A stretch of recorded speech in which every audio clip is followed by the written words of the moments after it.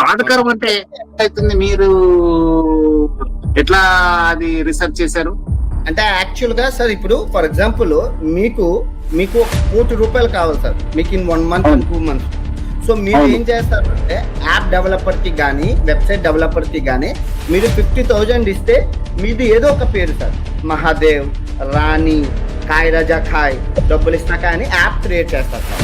Once app create చేసేసాక వాడి 50,000 budget అయింది, app create చేశారు. ఇప్పుడు వాళ్ళ దగ్గర యాప్ ఉంది. సో ఇప్పుడు దాన్ని ప్రమోట్ చేయాలి అంటే మీరు ప్లే స్టోరు వాటిల్లోకి వెళ్ళలేరు, ఎందుకంటే అది చిన్న యాప్ 50,000. మీకు ప్లే స్టోర్కి వాటికి వెళ్ళాలి అంటే 10 lakhs 20 lakhs అవుతుంది, కానీ వాడి దగ్గర అంత డబ్బు లేదు. సో ఈ 50,000 వాడు 1 lakh తీసుకొని చోటా మోటా యూట్యూబర్స్ ఉంటారు కదా, వాళ్ళకి 10 పీపుల్కి ఇచ్చారు ఇది ప్రమోట్ చేయమని. వాడు ప్రమోట్ చేస్తాడు. వాడు ఎక్కడ పెడతారు? వాడు ఇన్స్టాగ్రామ్లోని టెలిగ్రామ్లోని. అక్కడ రిస్ట్రిక్షన్స్ ఏం లేవు కాబట్టి ఏం లేవు.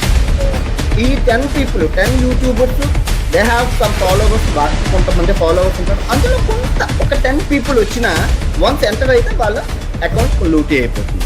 సో వాడికి అలాగా స్లోగా ₹1,00,00,000 వస్తుంది. వన్స్ వాడు టార్గెట్ రీచ్ అయ్యాక ఆ యాప్ క్లోజ్ చేసి మళ్ళీ కొత్త యాప్ క్రియేట్ చేస్తారు. సో అలా ఒక థౌజండ్స్ ఆఫ్ యాప్స్ ఉన్నాయి మన తెలుగులో, మన ఇండియాలో. అండ్ 2 రాష్ట్రాల్లోని తెలంగాణ, ఆంధ్రప్రదేశ్ రెండిట్లోని ఆన్లైన్ బెట్టింగ్ యాప్ అనేది ఇల్లీగల్, ప్రొహిబిటెడ్ అని ఉంటుంది. మీరు Google but still they are doing. ఇక్కడ అనేది లేదు. ఎందుకు లేదు అంటే కమెంట్ సెక్షన్, వీడు బెట్టింగ్ యాప్ ప్రమోట్ చేసే వాళ్ళు కమెంట్ సెక్షన్ ఆపేస్తారు. సో అది రైటా రాంగా అనేది వాళ్ళకి ఏం లేకుండా అయిపోతుంది. అది సార్ ఏంటంటే కంప్లీట్లీ స్కామ్. సో ఇట్లానే చాలా ఇప్పుడు అది 2 కోట్లు 20 crores 30 crores ఆస్తి ఉన్నది సార్. చాలా మంది ఇల్లులు కొనేసారు, కోట్లు బాగా easy money because of this app only. App అంటే వీడికి ఏమి లాస్ ఉంటుంది 50 సార్. నేను ఇచ్చే యాప్ మీరు ప్రమోట్ చేస్తే 50-50 ఆఫ్. వాడు లూజ్ అయితే మీకు సగం నాకు సగం. మీకు ఎట్లా ఇది ఇన్స్పిరేషన్ వచ్చింది ఇది ఫైట్ చేయాలి? ఎందుకంటే ఆల్మోస్ట్ నేను చూసాను చాలా మంది. ఎప్పుడు చెప్పలేదు సార్, డాడీ కాయ్ రాజా కాయ్ అని చెప్పి డాడీకి ఫండ్ వచ్చింది సార్.